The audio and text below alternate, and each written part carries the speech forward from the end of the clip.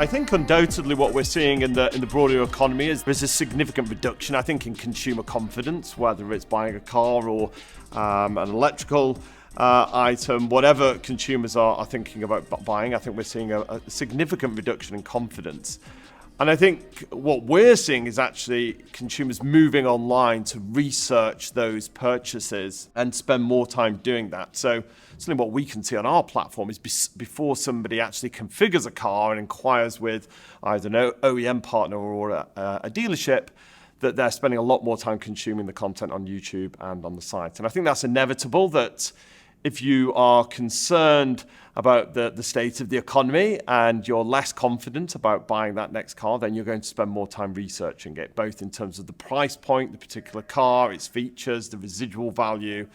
And therefore we're seeing quite a different picture, actually, that I think it's unquestionable that demand is definitely more challenging, I think, for everybody in the industry, but we are seeing more people coming online. So a slightly different picture for us, and I'm sure many other online retailers and marketplaces in this space are perhaps seeing the same trend. But what's really important to us is that if you are coming to CarWow looking for your next car, that we at least offer you some insights into an EV. So it might not be on your initial shortlist, but we should challenge users to say, well, perhaps it doesn't need to be your next car. It could be the next car. Given what you've told us and what we know about you, we think actually an EV might be a good fit. And again, that does increase the research phase quite substantially, because even the hardened petrol heads that understand MPG and have a very clear understanding of what they would like from a petrol car or a diesel car, they are obviously less familiar with the process of buying an EV and figuring out what's actually important to them based on how they're going to use the vehicle. So yeah, big area of focus, and for us, a really important role that we play in terms of helping that shift to EVs as we approach 2030. We've seen continued growth from a price perspective. So if we look over the course of the last 12 months, we've seen around a 13% increase across like-for-like models in terms of price points. We're not seeing that soften. I know there's quite a lot of debate about, are we going to see a used car price crash? We're not seeing that. It's very difficult to predict supply and demand economics. I think the one thing that I would say is that there is a level of stability in the market, I think, because if we look at a high proportion of the cars that our consumers are looking for on the used side are those that are 1 to 3 years old. And the car park there is obviously far smaller than it historically would be, because obviously we've manufactured fewer cars over the last 2 years. So I think that gives me a little bit of confidence. We're not going to see this a crash necessarily, because there is still less supply in the market. So if demand falls, that I think is inevitable to some degree, but there's still stability in terms of there's less supply in the market. And I think we do tend to see actually that certainly through recessionary cycles, that used car sales are pretty resilient. People still need to buy cars. They might buy a slightly less expensive one or a slightly less desirable one, but people still buy cars. So we think there's still resilience in the market. Used car price may slow and plateau, but I don't see signals of a crash or anything like that at the moment. It's our primary focus to help consumers find the best car for them, and that won't change. Our role is for those that go online and start to research their next car purchase. We want to help them make a good decision, help them understand everything that's on the market, challenge them a little bit, particularly when it comes to EVs. There are lots of new brands in this space, different models, and we want to help educate and inform and help them build a shortlist. And whether we're on the agency model or not, that doesn't change. What does change is obviously the breadth of partners that we work with. We already work with OEMs on a direct-to-consumer basis. We work with leasing partners. We work with car dealerships. And ultimately, our job is to convert all of that engagement within the category, all those people looking for a car, and to help our partners convert that into a sale. And to us, whether you're an OEM or a dealer or a leasing broker, that doesn't really change. I think what is changing is all of those constituencies are putting a lot more focus on how do we build the online channel? How do we build better relationships with consumers online. And therefore, it's important for us, I think, to build the technology that allow them to connect with those users more effectively. So we're now doing a lot of work, for example, to connect directly to either our dealer partner systems or the OEM systems so that we can pull inventory in to the platform far more efficiently, but also help make those connections. If somebody has inquired on our platform, how do we get that directly into an OEM platform or a dealer platform? And that's really where we're putting a lot more emphasis, because everybody is, whether you're a small dealership or an OEM, putting a lot more emphasis on how to do this really, really well. The other aspect actually is how do we use the insights and data more effectively, again, to help our partners. I think a great example of this actually is we launched this year an AI, a conversational AI tool, which basically reviews all of the conversations. This is completely anonymously. Last year we had 2 million conversations on our platform between customers, our OEM partners and our dealer partners. And we have quite a unique data set that we have all of those conversations. And we also understand which conversations led to a sale. So we think this is amazing enterprise level information to help our partners understand, well, actually, how do you now train somebody to have a conversation with a customer online? I suppose that the industry is phenomenal, so successful that if you walk into a showroom, that the person that you come into contact with is obviously well trained in helping the customer understand the range, helping understand which car might be a good fit for them.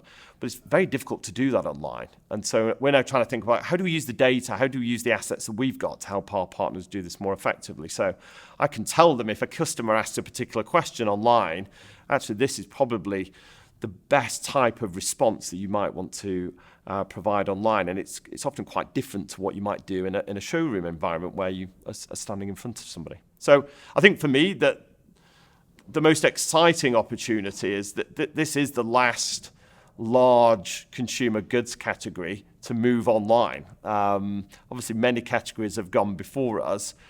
And typically what you see is this focus on becoming enterprise ready. How do you empower the industry to do this really well so the customer has a great experience?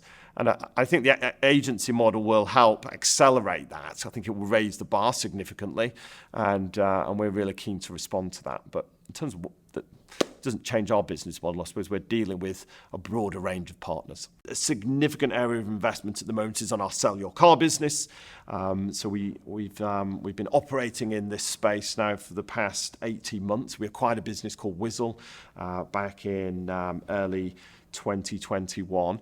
And our focus really is to help those that have a new car, a requirement to buy a new car or a used one, also helping them sell their old car, but most importantly, actually making more inventory available to our dealer partners. We have more than 3,000 partners on the platform.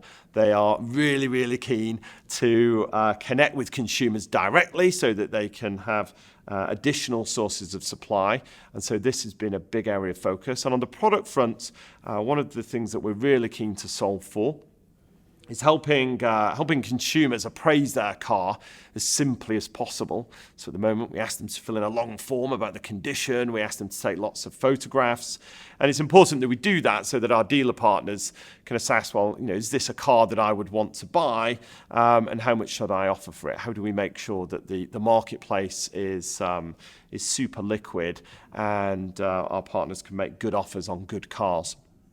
And this is a big area of focus for us in terms of product development, in terms of how do we allow our customers to take those, make those appraisals really, really quickly, but make them super good quality. So again, we're really investing into video, into AI, to actually spot damage so the customer doesn't even need to tell us, which makes their lives easier, but also makes it much easier for our dealers to spot the really good cars. Or if there's something that's maybe not in such good quality, they might want to buy it, but they want a good understanding of how much it's going to cost to actually get the car to a level of prep that they're happy to obviously include it on in their showroom. I think COVID was one phase of growth for certainly for carwow in terms of more and more users moving online to research, but also that they have an ambition to buy online. They would like to place a deposit and actually buy a car online. And I think last year only 1% of cars were actually bought online. If that becomes 10%, that's a huge area of opportunity for CarWow and the other online players. So we're seeing I suppose, slightly different picture to the rest of the market in that we still see quite significant supply challenges. We're seeing those improve. Certain makes and models now are coming back into the market, which is great to see. Others less so. There's still quite long waiting lists for many of the more popular models. I think we will see the continued focus on EVs. Around 40% of our configurations now on the platform are for EVs, and I think that will continue. Again, we've seen wait times for a lot of the more popular models now really extend. A lot of the popular EV models are still on a 12-month wait time. I think that is actually increasing the focus on used EVs now. That we're seeing both on Google actually in terms of the search volume that we're typically buying, but also in terms of the searches on our own site. Used EVs are by far now the biggest growth area, and it's becoming quite material in terms of absolute size. You know, consumers are finding it challenging in terms of finding the thing they really, really want. They don't necessarily want to wait, so they're either looking at used or trying to find an alternative car, and it's our job to help them navigate that choice. And I think often, you know, we are not just, you know, we are not here to just provide price comparison, but help you, find first of all the right car.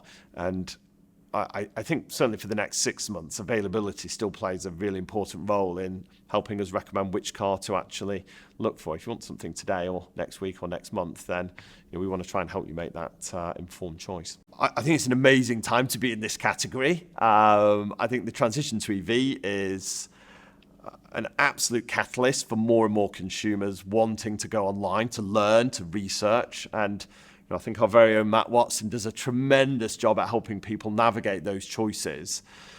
And I think that does create a sense of optimism for us all. Yes, there are some really challenging trading environments. This is, I